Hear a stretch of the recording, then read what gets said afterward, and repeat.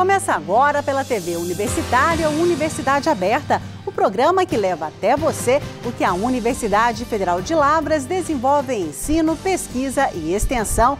Confira os destaques de hoje. Alunos de escolas de Lavras ganham a Olimpíada Mineira e se preparam para a etapa brasileira de robótica. Inseto pode revolucionar a ciência na evolução das espécies. Conheça a técnica de gotejamento usada na cultura cafeeira. No De Bem com a Saúde de hoje, você conhece os benefícios da caminhada para a saúde do corpo e também da mente.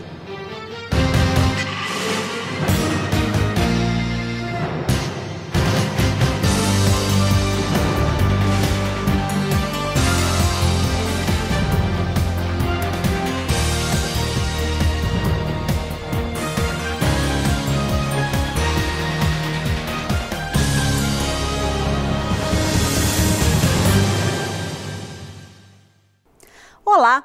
Mesmo em greve há cerca de 50 dias, a Universidade Federal de Lavras não para. Prova disto é que o Centro de Educação à Distância da UFLA está com inscrições abertas para o processo seletivo de tutores dos cursos de graduação em Letras, Português e Filosofia. A repórter Lídia Bueno tem mais informações. As vagas são para 7 disciplinas para o segundo semestre de 2012 e para o ano de 2013. Ao meu lado, a coordenadora pedagógica do SEAD, professora Elaine. Professora, quem pode participar desse processo?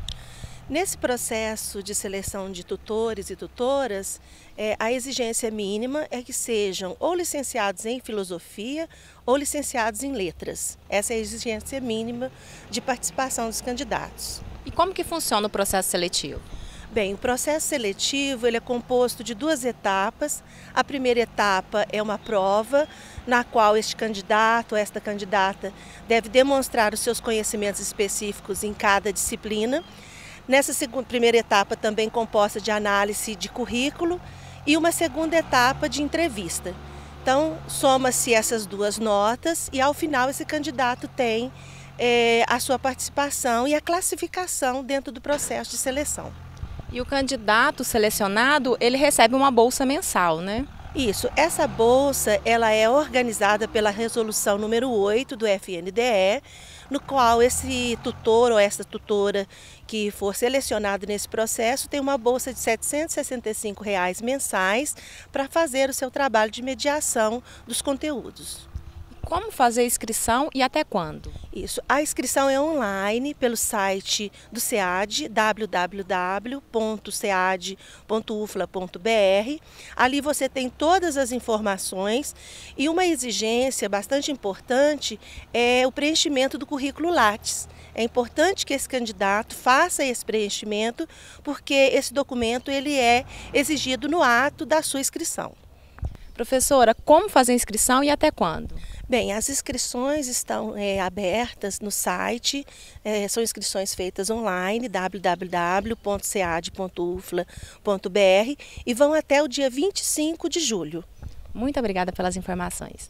E lembrando que o site para as inscrições é o www.sead.ufla.br. Outras informações através dos telefones 3829-1035 ou 1036. Lídia Bueno para a Universidade Aberta. O SEAD ainda aponta como requisitos para a concorrência experiência mínima de 1 ano no magistério, educação básica ou ensino superior, presencial ou à distância, pós-graduação lato sensu ou stricto sensu, ou vinculação a programas de pós-graduação stricto sensu. Cada candidato poderá se inscrever em até 5 disciplinas. Há mais de 13 anos, a Universidade Federal de Lavras vem desenvolvendo técnicas que aumentam consideravelmente a produção e qualidade cafeeira. A irrigação por gotejamento é uma delas. Conheça essa técnica. Há alguns anos, se alguém falasse que o café teria que ser irrigado para uma melhor produção, muitos cafeicultores e pesquisadores não acreditariam. Em tempos de aquecimento global, a alternativa para melhorar a safra e contribuir com o meio ambiente está na irrigação. Neste experimento desenvolvido por estudantes da UFLA, a técnica de gotejamento tem ajudado e muito no aumento e na qualidade da safra. Bom, a questão do aquecimento global é grave, né? E a irrigação ela tem sido utilizada como uma alternativa para diminuir né, esse efeito deletério do aquecimento, ou seja, da subida de temperatura, né? A irrigação, a planta se torna mais resistente, a absorção de nutrientes também é melhor, né? Então uma planta mais resistente, ela vai resistir melhor. E quando se fala em irrigação, é fácil perceber quando uma lavoura está bem cuidada. O desenvolvimento daquela que recebeu o gotejamento é maior do que a outra que esperou as condições climáticas para sobreviver. Então, aqui nesse experimento a gente tem parcelas irrigadas, parcelas não irrigadas, né? As irrigadas são irrigadas aí durante todo o ano, a gente não dá período de parada na irrigação.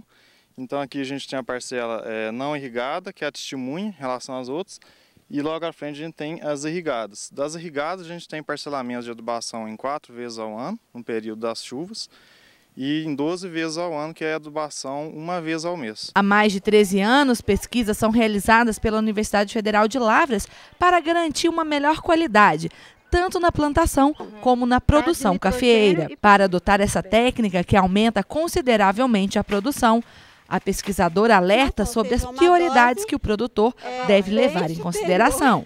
Olha, ele tem que priorizar sempre as fases de maior necessidade de água da lavoura, né? E também tem que pensar que na aquisição de equipamento, esse equipamento tem que ser otimizado.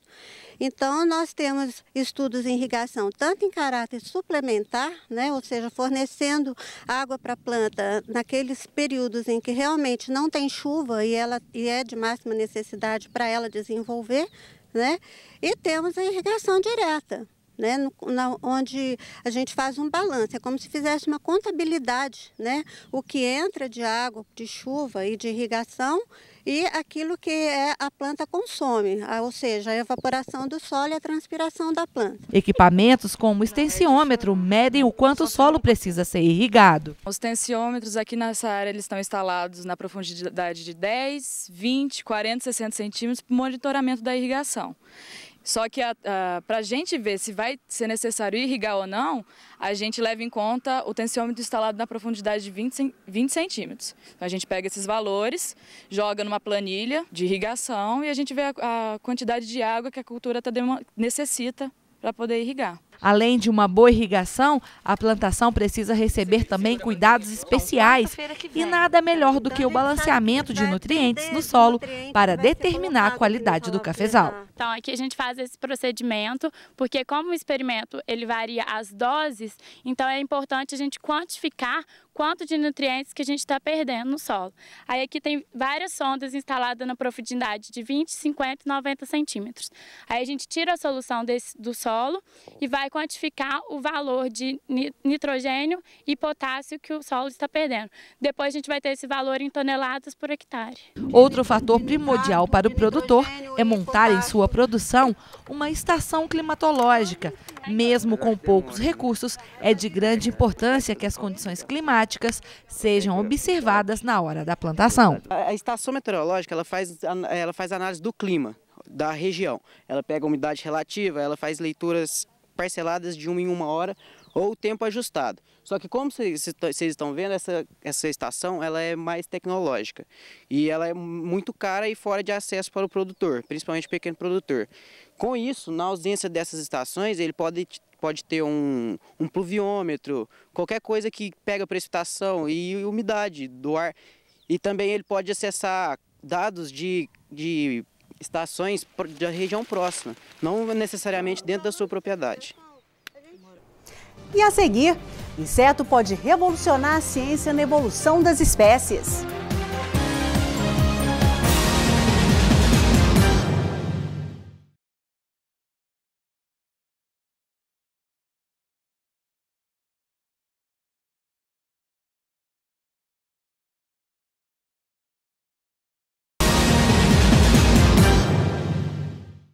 A inflação medida pelo Índice de Preço ao Consumidor IPC da Universidade Federal de Lavras ficou em 0,86% no mês de junho. É a mais alta taxa do ano. Em maio, esse índice havia sido de 0,07% e a pesquisa indica que o feijão e o arroz podem ter sido os vilões da inflação. O custo da cesta básica de alimentos para uma família de 4 pessoas teve alta de 1,97% em junho, passando a custar R$ 402,54. Em maio, o valor era de R$ 394,73. Essa alta de preços ao consumidor foi provocada principalmente pelas despesas com vestuário, cujo aumento médio foi de 4,23%, alimentos, variação de 0,96% e material de higiene pessoal, com acréscimo de 0,86% no mês. O que também chamou a atenção foram as altas acumuladas do feijão e do arroz nos últimos 12 meses, julho de 2011 a junho de 2012.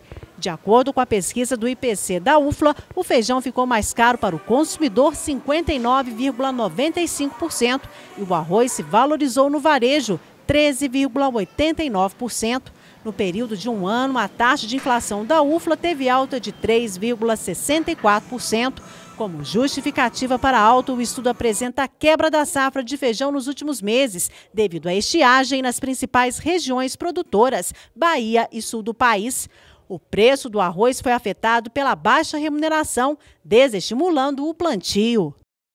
Uma descoberta no mundo animal pode revolucionar as espécies. Pesquisadores da UFLA descobriram um inseto onde a fêmea é que tem os órgãos sexuais masculinos. Você confere agora nessa reportagem de Graziele Moreira e Rodolfo Gino. Muitas são as teorias da criação do mundo e das espécies que habitam o universo.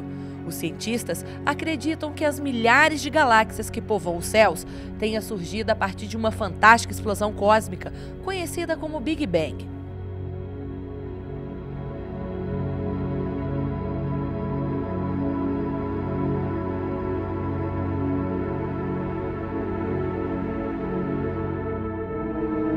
Outros acreditam na teoria cristã da criação do mundo, onde Deus criou o céu e a terra e todas as criaturas existentes em nosso planeta. Outros acreditam ainda que toda criatura descende uma das outras, ou seja, estão ligadas por laços evolutivos. De uma forma ou de outra, ao longo dos anos, pesquisadores espalhados pelo mundo tentam encontrar resposta para este problema. E em meio a tantos trabalhos, este professor da Universidade Federal de Lavras e uma equipe de estudantes descobriram uma espécie que pode estar na contramão da evolução. Nesse pequeno inseto de uma agilidade impressionante, é a fêmea que tem o aparelho sexual masculino. Especificamente esse bicho, eu acho que ele é muito interessante porque é a primeira vez na história que aparece uma espécie com os papéis sexuais invertidos. Então a gente pensa o seguinte: por que a genitália masculina ela é mais elaborada estruturalmente do que a feminina? Porque o peso sobre a procriação incide sobre a fêmea. Então a fêmea é que vai ficar grávida, ela que vai ter que cuidar dos filhotes, ela que vai juntar mais recurso alimentar para poder investir na reprodução. E com isso, ela se torna a escolhedora. Os machos se tornam os escolhidos. E por isso, obviamente, eles têm que exibir maior variedade de opções, né, para que a fêmea escolha. Daí o porquê da genitália masculina evolutivamente ser mais complexa que a feminina. Nesse caso é o contrário. A genitália feminina se tornou mais complexa, a masculina totalmente simplificada. Isso é a contramão da evolução do que aconteceu para todo mundo. Por que isso aconteceu? Nós não sabemos. Então é isso que a gente está tentando entender agora. Por que nessas espécies desse gênero aconteceu isso? Por que os machos provavelmente passaram a ser os escolhedores? Será que eles de alguma forma conseguem captar mais recurso nesse sistema pobre em alimentação? Então, assim, descobrir esse tipo de coisa acaba que é importante para a gente, sim, porque é o que vai na contramão do que era pensado até então. As exceções, por mais que elas sejam exceções, muitas vezes elas podem se tornar altamente reveladoras de situações evolutivas. Então, por isso que é importante a gente estudar esse bicho para a gente, por mais que a gente não tenha aplicação direta imediata, isso pode ser bem interessante para o futuro, para a gente entender como é que é a evolução do sexo. As espécies foram encontradas em cavernas do norte de Minas Gerais, Tocantins e Bahia e vêm sendo estudadas há cerca de 4 anos, mas foram descobertas em 1997. A primeira espécie, na verdade, ela foi descoberta há muitos anos. A gente descobriu esse bicho em 1997, mas a gente descobriu mais ninfas, então a gente não teve como chegar até um diagnóstico. Até porque a família, embora o grupo seja muito comum, essa família especificamente era muito rara. E a gente descobriu essa primeira espécie no norte de Minas Gerais. Muitos anos mais tarde, uma aluna minha de mestrado resolveu fazer um apanhado geral, uma revisão de todos os psicópteros aqui da nossa coleção. E ela se esbarrou com esse bicho de novo. A gente continuou na dúvida, mandando para um especialista na Suíça, que é o Charles, que é com quem trabalha em cooperação com a gente, que inclusive é o maior especialista no mundo nesse grupo na atualidade, e ele que verificou que se tratava dessa família, uma família que até então não tinha registro aqui para a América do Sul. E aí a gente começou esse trabalho e, coincidentemente, ao longo do desenvolvimento do trabalho, apareceu uma segunda espécie na Bahia, que é essa, inclusive, que a gente está criando aqui, e depois ainda apareceu uma terceira espécie no estado de Tocantins. E aí o trabalho de descrição acabou compreendendo a descrição dessas 3 novas espécies desse novo gênero, que é aparentado com um bicho da África, que é um gênero chamado Afrotrogla. O daqui foi batizado de Neotrogla, porque aqui é a região neotropical, então a gente batizou de Neotrogla. E as 3 espécies têm essa estrutura parecendo um pênis, as 3 espécies brasileiras. Na sala do professor, um mini laboratório foi montado. Os insetos são observados periodicamente. Eles estão alojados em um fragmento de terra da caverna. O professor espera um momento certo em que a fêmea ou o macho comece a copular. Nós estamos colocando os organismos num recipiente, com inclusive uma rocha da caverna, para eles ficarem mais à vontade ali. E a gente trouxe mais ninfas, né? Por quê? Porque os adultos, inclusive, eles já poderiam ter copulado na caverna, então a gente está esperando as ninfas ficarem adultas. Assim que elas ficarem adultas, elas provavelmente vão copular. E aí, assim que a cópula acontecer, provavelmente vai ser como em insetos, né? O macho deve ficar por sobre a fêmea, mesmo sendo a fêmea a intromitente. Em alguns bichos a fêmea fica sobre o macho, varia. E depois, muitas vezes, eles podem assumir posições antiparalelas, ficar um para cada lado, mas eles ficam colados pela extremidade do abdômen. Então é fácil verificar que a cópula está acontecendo.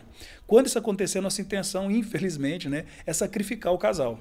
Enquanto esse momento não chega, a equipe do professor Rodrigo fala da importância de se preservar ambientes como o das cavernas, que a cada dia uma nova espécie é descoberta.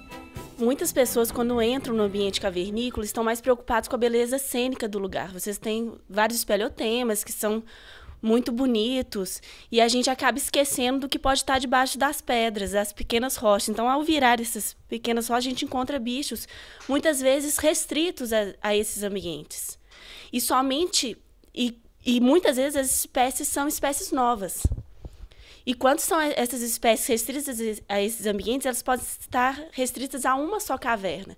Então, a partir do momento que a gente dá um nome a essa espécie, fica mais fácil a gente convencer os órgãos públicos da preservação daquela caverna para a manutenção das populações viáveis daquela espécie nova.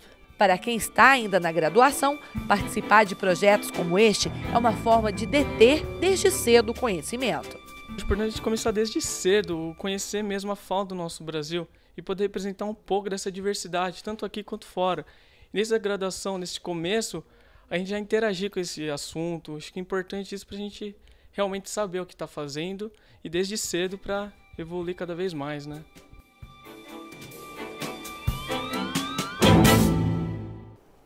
Não é novidade para ninguém que a prática regular de exercícios físicos traz inúmeros benefícios à saúde e melhora a qualidade de vida. Além de aliviar as tensões, a caminhada também combate a celulite e ajuda a queimar as gordurinhas indesejadas. Confira no De Bem com a Saúde de hoje os benefícios da caminhada.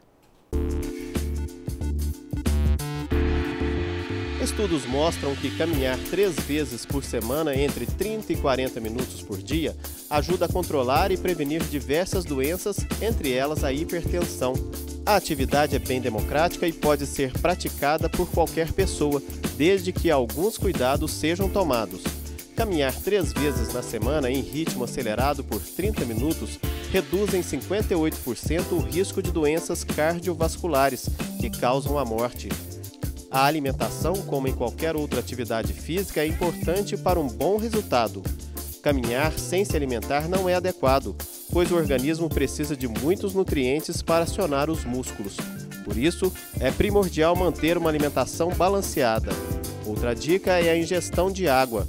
Durante a prática do exercício, a temperatura do corpo eleva e naturalmente perde-se líquidos. Sendo assim, é recomendado a ingestão de no mínimo 2 litros de água durante e depois do exercício. Também vale lembrar que a escolha de um bom tênis ajuda e muito no conforto durante o exercício.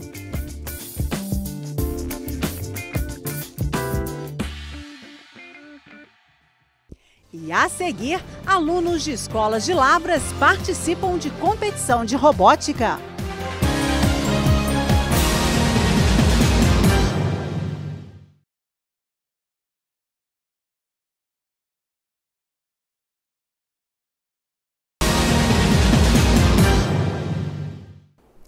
E como o programa é um espaço de ligação entre a UFLA e a comunidade, você não pode perder a programação de cursos, palestras e workshop que a Universidade Federal de Lavras oferece para você.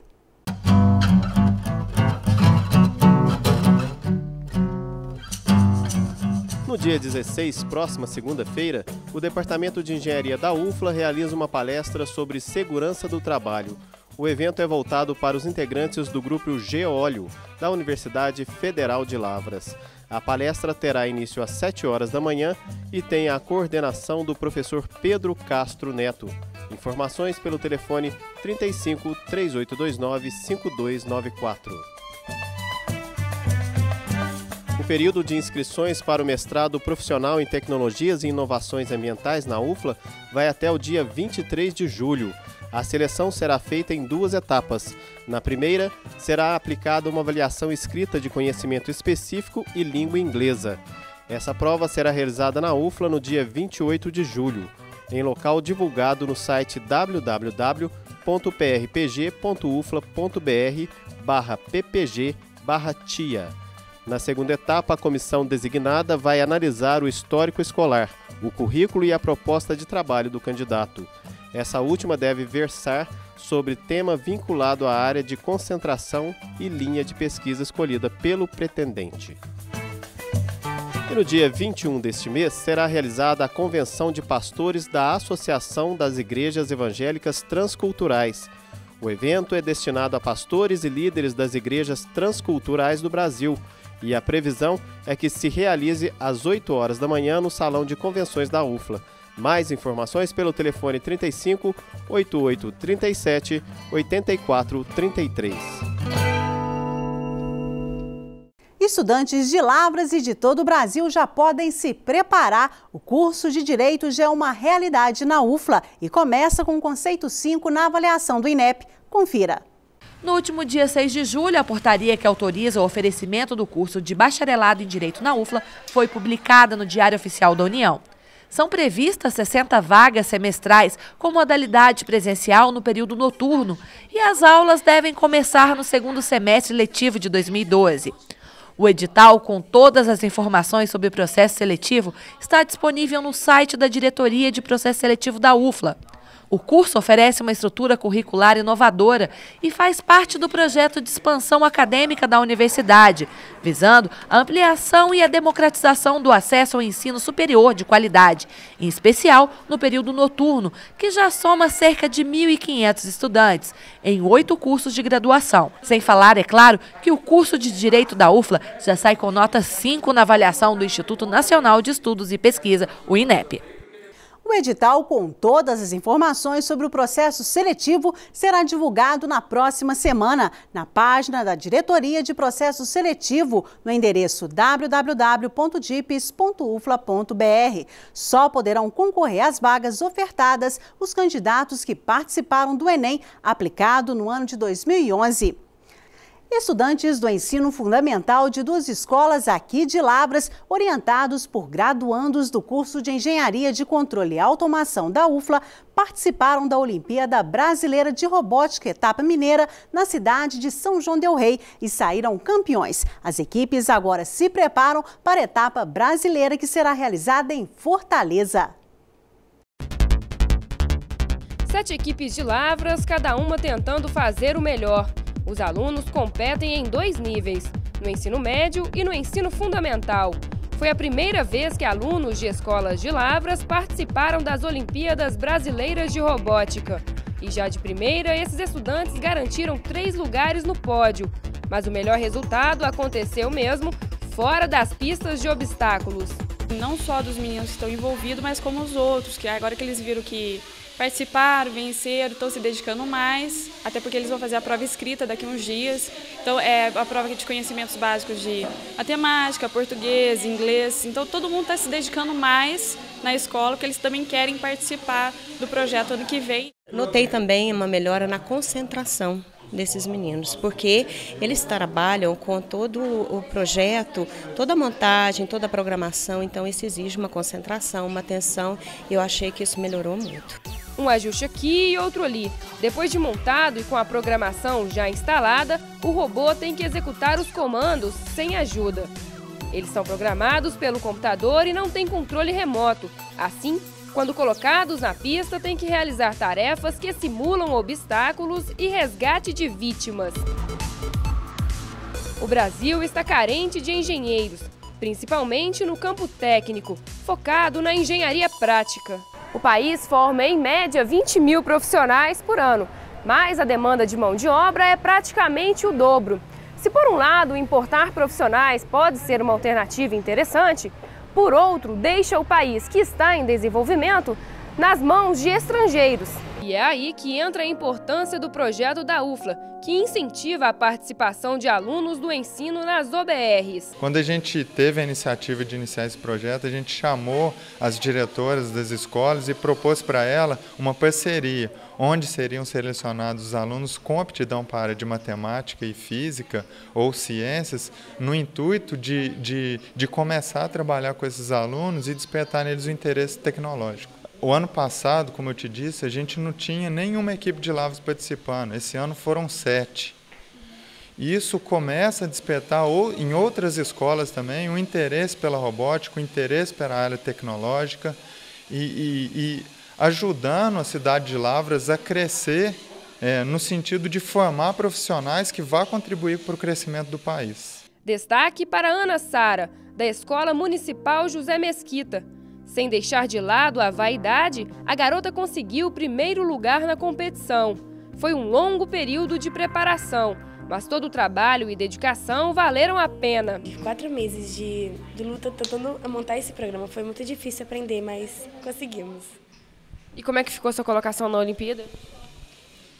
Ficamos em primeiro lugar, ficamos muito contentes com isso. Leandro também está satisfeito com o resultado e conta como a preparação para as Olimpíadas contribuiu para a melhora no desempenho das matérias de ciências exatas. No primeiro ano que a gente participa, a gente foi muito bem, a gente ficou em 4º lugar e eu aprendi muitas coisas, como lógica de programação, a gente melhorou minhas notas na escola, por exemplo, matemática, física. Essas matérias. Valeu demais, ué. Primeiro ano ficar em 4 lugares de Minas Gerais, tá bom. Os vencedores da competição estadual vão participar da etapa nacional das Olimpíadas, que acontecerá em Fortaleza, no Ceará. Mas os custos são altos e o sonho de ser campeão brasileiro pode estar ameaçado.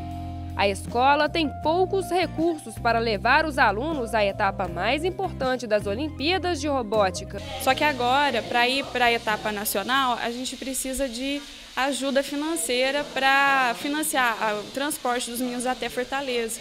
Até na hora que eles viram que eles tinham a chance de vencer, de ficar em primeiro lugar na etapa estadual, vieram para mim uma tristeza que assim, Aline, a gente está ganhando aqui na etapa estadual e a próxima em Fortaleza a gente não vai. Como é que a gente vai fazer, né? A gente não tem recurso financeiro. Eu falei, não, vamos vencer, vamos focar, que para Fortaleza depois a gente dá um jeito.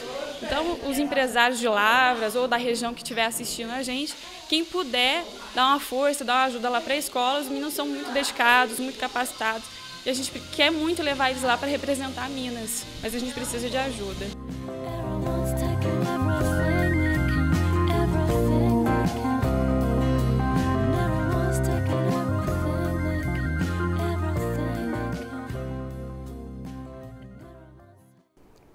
Espero que você tenha gostado desta edição do Universidade Aberta. E lembrando que a sua participação é muito importante. Você pode participar do programa através dos nossos telefones 3829-1605 ou 3829-1606 e também por e-mail universidade@tv.ufla.br. A gente fica por aqui. Um ótimo fim de semana para você e a gente se vê na próxima semana. Tchau!